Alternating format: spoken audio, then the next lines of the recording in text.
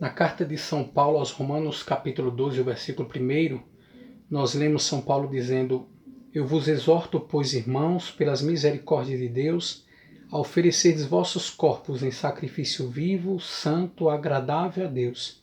É este o vosso culto espiritual.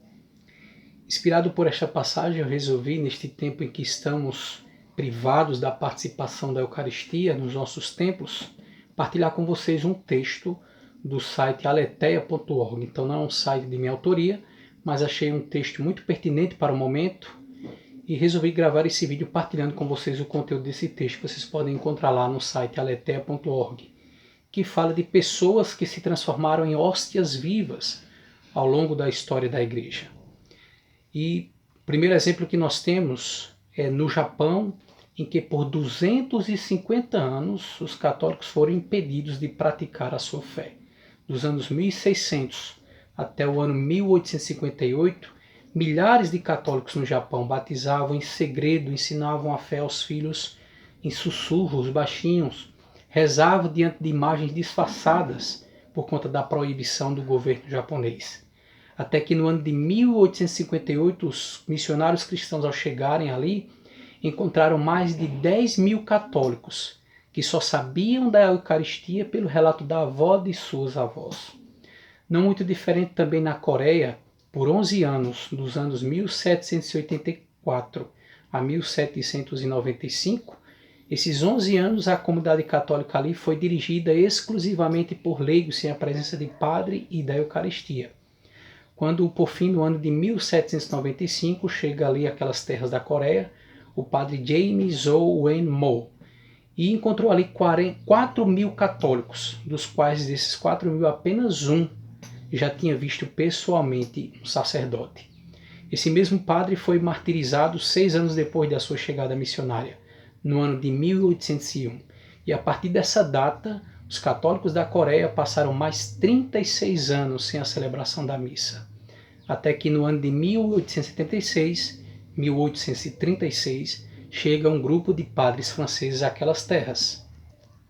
Um terceiro relato é de São Isaac Jogues. O exemplo deste padre jesuíta francês, tornado canonizado, cuja memória é celebrada no dia 18 de outubro, é surpreendente o relato dele. É um missionário francês jesuíta que chega para evangelizar os nativos da América do Norte, no ano de 1646. Ao chegar à América do Norte, ele é capturado e torturado pelos nativos que decepam-lhe os polegares, devoram-lhe os dedos indicadores, e ele passa 1 ano e 5 meses aprisionado nessa aldeia nativa. Quando, por fim, um holandês consegue recuperá-lo, soltá-lo daquelas amarras, ele retorna à França. E ele retorna tão irreconhecível que o seu próprio superior jesuíta, ao vê-lo, pergunta se ele havia conhecido a ele mesmo, ao padre Isaac Jogues. E ele diz: é esse que vos fala.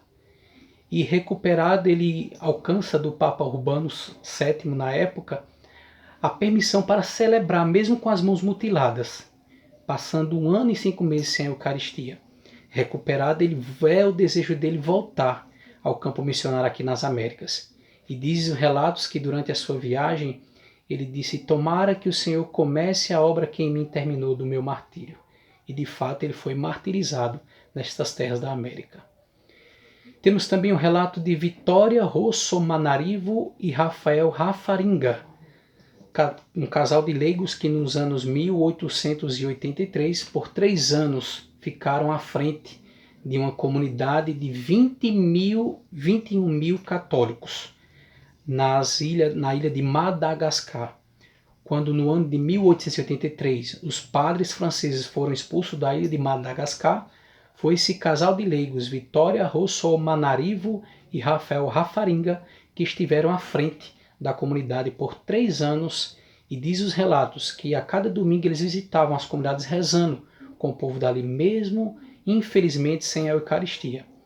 E por fim podemos citar também tantos santos dos campos de concentração. O venerável padre Maximiliano Maria Kolbe, que deu a vida nos campos de concentração, privado da Eucaristia, e também o exemplo da freira irmã Laurência Erasimiv, nome alemão, difícil de pronúncia, mas que 2 anos presa nos campos de concentração, diz os relatos que ela morreu delirando de gritos pela Eucaristia. E gritava delirando de saudade da Eucaristia. Jesus, não quero morrer sem você. Meus irmãos, nós estamos naquele tempo em que Jesus disse que o noivo seria tirado, e aí sim jejuaremos. É o tempo de voltarmos com humildade, com súplicas, nos humilhar diante da poderosa mão de Deus, para que Ele nos exalte no tempo oportuno.